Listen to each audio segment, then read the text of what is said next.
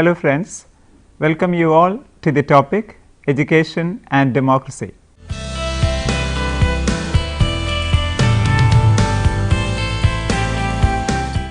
There is no universally accepted definition of democracy. Democracy is a way of choosing political leaders involving regular elections, representative government and an independent judiciary. It is a form of government in which all citizens theoretically have no equal say in the decision making process. It envisages a society that itself is intrinsically educative and in which political socialization is a distinctively educative process. The primary aim of education is to initiate individuals into the values, attitudes and modes of behavior appropriate to active participation in democratic institutions. Why does democracy need education? The relationship between democracy and education is intricate. The primary goal of education is socialization. Successful interaction includes understanding and appreciating the perspective of other people as well as being able to effectively communicate one's own through both writing and speech. When people can communicate successfully, they may be able to control any innate antisocial tendencies and as a consequence become more productive participants in society. Education may promote democracy because it raises the benefits or reduces the cost of political activity.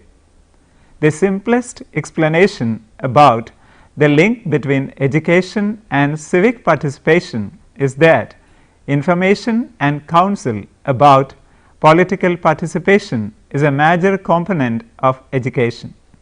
Education increases cognitive capabilities and effectiveness. The highly educated are more likely to engage in civic and political activity because awareness of the high returns from civic activity. Democracy requires support from a broad base of citizens who have only weak incentives to fight for it, while dictatorships offer strong incentives to a narrow base of supporters. Education raises the benefits of political participation and ensures that enough people support democracy even when they have only weak incentives. John Dewey was an American philosopher whose ideas have been influential in educational reform. In his book, Democracy and Education, Dewey sought to synthesize, criticize and expand upon the democratic or proto-democratic educational philosophies of Rousseau and Plato. According to Dewey, the superficial explanation for the connection between education and democracy is that a government resting upon popular suffrage cannot be successful unless those who elect and who obey their rulers are educated. Since a democratic society repudiates the principle of external authority, it must find a substitute in voluntary disposition and interest. These can be created only by education. The serious explanation is that democracy is more than a form of government. It is primarily a mode of associated living, of conjoined communicated experience. The individuals who participate in it have to refer her action or his action to that of others and to consider the action of others to give point and direction to her own.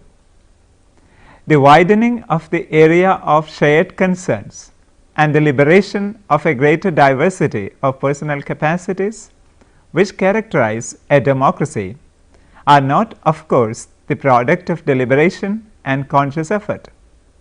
They were caused by the development of modes of manufacture and commerce, travel, migration and intercommunication which resulted from the command of science over natural energy.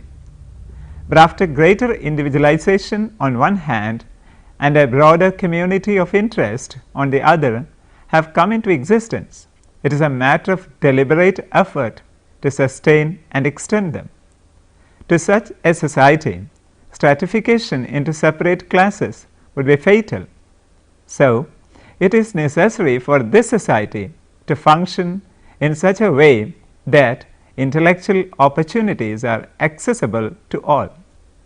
A society marked off into classes needs to attend to the education of its ruling class alone. A society which is mobile must see to it that its members are educated to attain personal initiative and be adaptable. Otherwise, they will be overwhelmed by the changes in which they are caught and whose significance or connections they will not be able to perceive.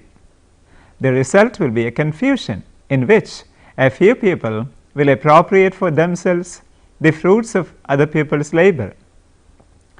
Dewey's theory of education and democracy, the Platonic ideal and the individualistic ideal of 18th century. Plato's starting point is that the organization of society depends ultimately upon knowledge of the end of existence. Unless we know the end, the good, we shall have no criterion for rationally deciding what are the possibilities which should be promoted, nor how the social arrangements are to be ordered.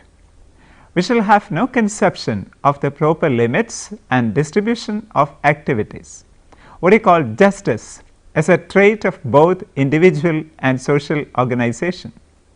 A disorganized and factional society sets up a number of different models and standards.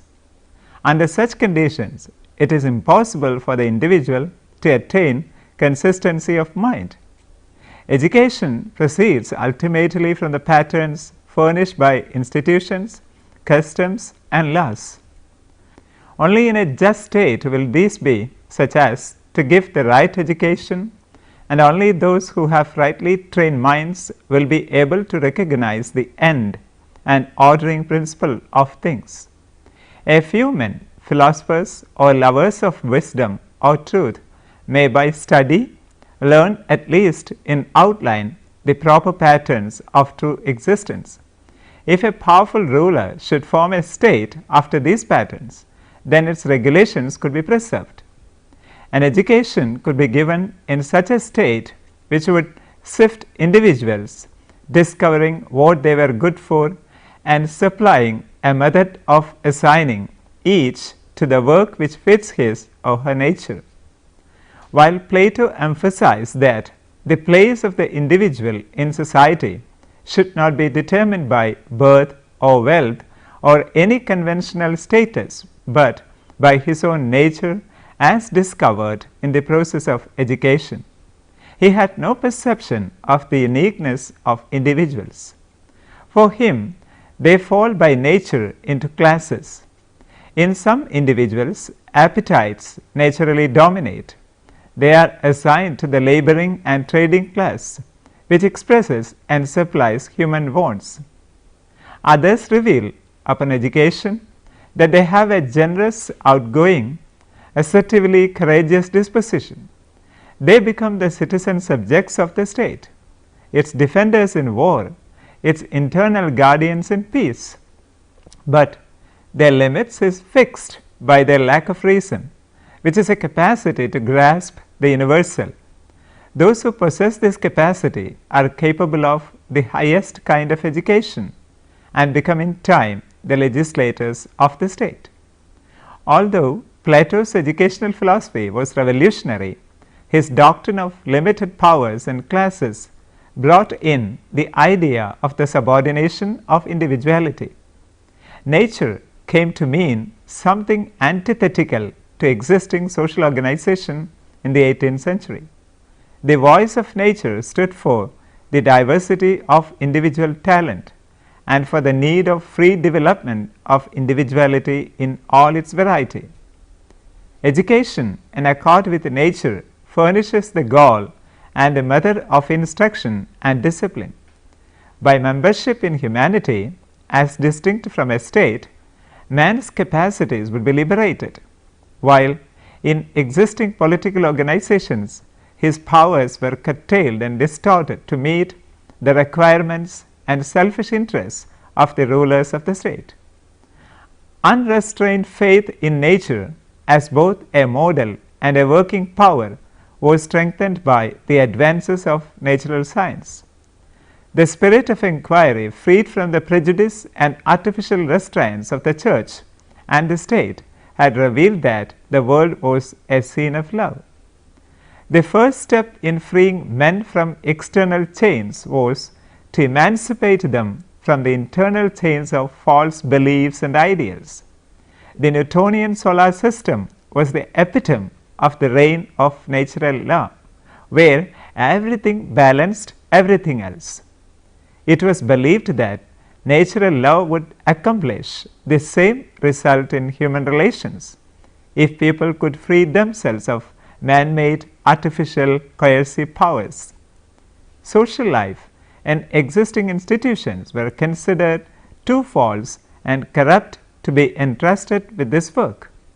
Nature must then be the power to which this work would be entrusted. This theory insisted that the mind is originally passive and empty, and it was one way of glorifying the possibilities of education. And since the natural world of objects is a science of harmonious truth, this education would produce minds filled with the truth. Under the influence of German thought in particular, education became a civic function, and the civic function was identified with the realization of the ideal of the national state. The German states felt that systematic attention to education was the best means of recovering and maintaining their political integrity and power. Later events proved them right. The individualistic theory receded into the background. The state provided the instruments for public education and also its goal. The aim of social efficiency came to be attached to education when the schooling system and the university were geared to supply the state with military, industrial, and political citizens or members. Since the maintenance of a particular national sovereignty required subordination of individuals to the superior interests of the state, both in military defense and in struggles for international supremacy in commerce, social efficiency was understood to imply subordination. The educational process was taken to be one of disciplinary training rather than of personal development. Nature offers simply the germs which education is to develop and perfect. The peculiarity of truly human life is that man has to create himself by his own voluntary efforts. He has to make himself a truly moral, rational, and free being. Each generation is inclined to educate its young so as to get along in the present world, instead aiming for the proper end of education, the promotion of the best possible realization of humanity as humanity. Two results should stand out from this brief historical survey. The first is that terms as the individual and the social conceptions of education are quite meaningless, taken at large or apart from their context. Plato had the ideal of an education which equated individual realization, social coherency, and stability. The times he lived in forced his ideal into the notion of a society organized into stratified classes, losing the individual in the class. The 18th century educational philosophy was highly individualistic in form, but this form was inspired by a social ideal, that of a society organized to include humanity and providing for the indefinite perfectibility of mankind. The conception of education as a social process and function has no definite meaning until we define the kind of society we have in mind. According to Dewey, one of the fundamental problems of education in and for a democratic society is set by the conflict of a nationalistic and a wider social aim. The social aim of education and its national aim were identified, and the result was a marked obscuring of the meaning of a social aim. Since education is a social process and there are many kinds of societies, a criterion for educational criticism and construction implies a particular social ideal. The 2 points selected by which to measure the worth of a form of social life are the extent to which the interests of a group are shared by all its members and the fullness and freedom with which it interacts with other groups. An undesirable society is one which internally and externally sets up barriers to free intercourse and communication of experience. A democratic society is one which makes provision for participation for all its members on equal terms and which secures flexible readjustment of its institutions. Such a society must have a type of education which gives individuals a personal interest in social relationships and control, and habits of mind which secure social changes without introducing disorder. The Platonic ideal was compromised in its working by making a class rather than an individual the social unit. The so-called individualism of the 18th century Enlightenment was found to involve the notion of a society as broad as humanity, of whose progress the individual was to be the organ. But it lacked any agency for securing the development of its ideal, as was evidenced in its falling back upon nature. The institutional idealistic philosophies of the 19th century made the national state the agency, but this narrowed the conception of the social aim to those who were members of the same political unit and reintroduced the idea of the subordination of the individual to the institution. Democracy was not so much a political matter for Dewey as it was an inherent quality in every individual. He believed that direct participation in a democracy would foster an unexpected talent for thoughtful deliberation in the citizen. He argued for democracy as a protection of popular interest, democracy as a social inquiry, and democracy as an expression of individuality. He believed that education should help an individual to establish principles and standards that are of importance and value to him, while equipping her or him to test the truth and utility of these standards or values through experiment and examination. Education should equip one to earn one's livelihood while making one capable of leaving those standards and wishes that hinder the economic efficiency of others. Dewey stated that education at school should be a continuation of and rebuilding of activities at home. Moral education should be given through social and conjoined activities. Education should be a reflection of society and should be flexible. Democratic education. Democratic education is a theory of learning and governance in which the students, the teachers, and the administration participate in equally in the running of the educational institution.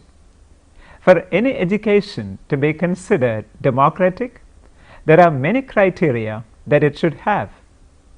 1. Autonomy. The system of education and educational resources should be structured so as to maximize autonomy. Wherever possible, learners should be guided and able to guide themselves according to their own goals, purposes, objectives, or values. 2. Pluralistic education.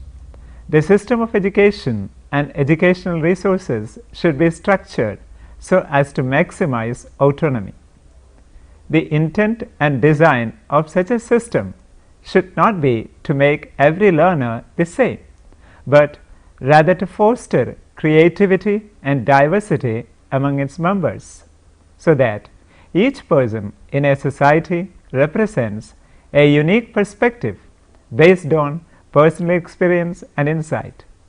3. Openness. The system of education and educational resources should be structured so as to maximize openness. People should be able to freely enter and leave the system, and there ought to be a free flow of ideas within the system.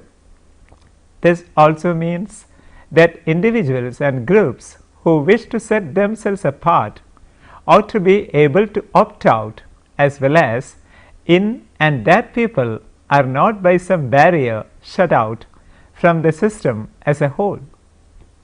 4. Interactivity. The system of education and educational resources should be structured so as to maximize interactivity. This is a recognition both that learning results from a process of immersion in a community or society, and second, that the knowledge of that community or society, even that resulting from individual insight, is a product of the cumulative interactions of the society as a whole. Just as a language represents the collective wisdom of a society, so also an insight represented in that language is based on that collective insight. There should also be interaction between democratic philosophy and education. 5. School administration should be by means of democratic procedures. 6. Education should be based on respect for human rights. 7. Dialogic evaluation and relationships. The system of education would be enriched by contributions from other perspectives and disciplines. It would also give the students a voice in the learning process. 8.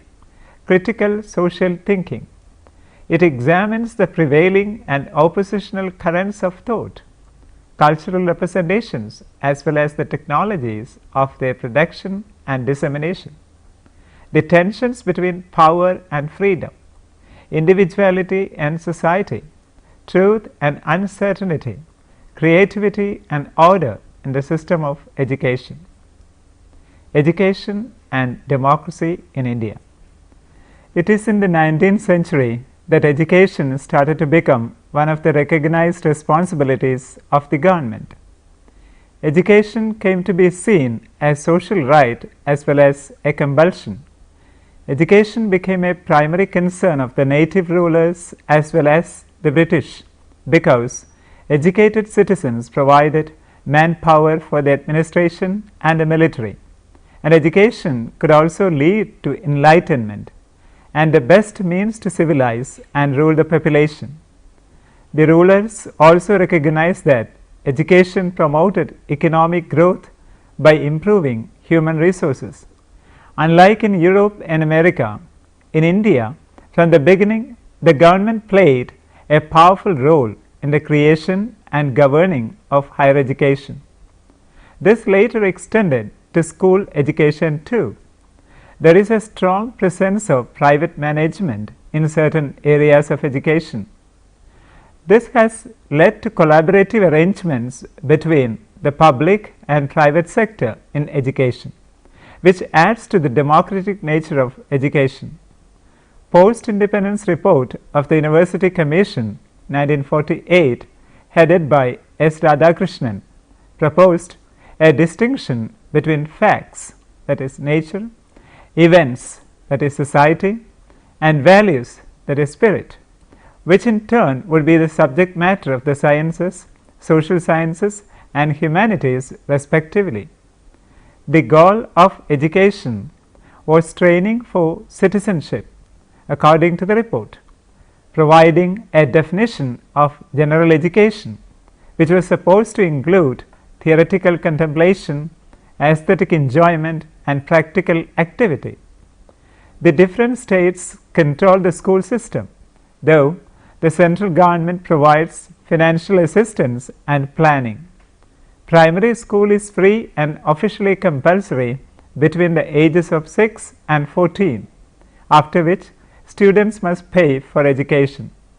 The Kothari Commission 1964-66 recommended many measures for democratic education. It suggested that education should promote social and national integration, introducing common school system of public education. B. Developing all modern Indian language. C. Taking steps to enrich Hindi as quickly as possible. And D. Encouraging and enabling students to participate in community living, and also that education should inculcate national values by introducing moral, social and spiritual values, providing syllabus giving information about religions of the world, and encouraging students to meet in groups for silent meditation, and presenting before students high ideas of social justice and social service. The National Policy on Education 1968 and 1986 provided methods and strategies for introducing democracy in education at various levels. As per programs of action in 1986, a national system of education was developed and adopted throughout the country. The national curriculum was framed and implemented with emphasis on common core values like India's heritage, freedom struggle, democracy, socialism, secularism, etc. Planning procedures were recast and reoriented to suit and facilitate democratization of education at different stages. Though the Government of India is making efforts to make democracy successful, there are still scope for progress and improvement. Casteism, communalism, regionalism, linguisticism, social inequality, poverty, ignorance, corruption, immorality, etc. are obstacles to the success of democracy. Due to illiteracy, most people in India cannot understand the importance of casting vote or of democracy. Moreover, our educational institutions lack the democratic spirit. More effort is needed to cultivate the democratic spirit, and for this the education system needs to be rehauled and new measures taken. Let me summarize the main ideas in this session. This unit looks at how education and democracy are related at various levels. Dewey's influential theory on democracy and education critically analyzes the Platonic and 18th century ideas on education and finds that there are problems with both. The third section summarizes what is democratic education, and the next section briefly mentions the various measures taken by the Indian government to provide a democratic education to its citizens. Now, you can attempt to answer these questions. 1. What is the relationship between education and democracy? 2. How did the National Policy on Education 1986 work towards democratic education? 3. What are the different criteria for a democratic education? 4. What were the specific measures recommended by the Kothari Commission towards making education more democratic in India? 5. What is Dewey's explanation for the connection between Education and Democracy. Now, you can refer the books for further reading. Philosophical and Sociological Perspectives on Education by Arulsamy S. Published by Nilkamal Publications Private Limited, Hyderabad, 2011. Schooling in Capitalist America, Educational Reform and the Contradictions of Economic Life, written by Bowles, Samuel and Herbert Gintis, published by Basic Books, New York, 1976. Democracy and Education, An Introduction to the Philosophy of Education, written by John Dewey, published by Casimo Classics, New York, 2005. Hope that this session was useful to you all. Thank you.